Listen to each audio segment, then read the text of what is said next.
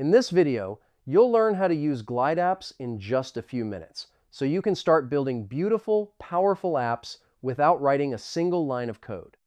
First, go to glideapps.com and sign up for a free account. Once you're in, click New App to start your first project. You can begin from a template, import your own data, or start completely from scratch. Next, connect your data source. Glide works with Google Sheets, Excel files, or its own built-in Glide tables, which make it easy to organize everything directly inside the platform without any setup. Now, explore the visual editor.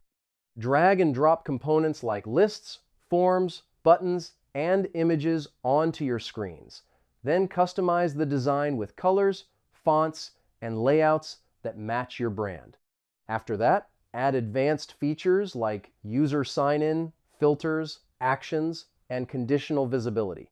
You can even use Glide AI to automate tasks, generate content, and connect your app with tools like Zapier, Make, and external APIs. Once your app is ready, click Publish. Glide instantly gives you a live link that works perfectly on both desktop and mobile, and you can share it with anyone, anywhere, with just a click. And that's it. You now know how to use Glideapps to create fast, beautiful, and fully functional apps for any purpose.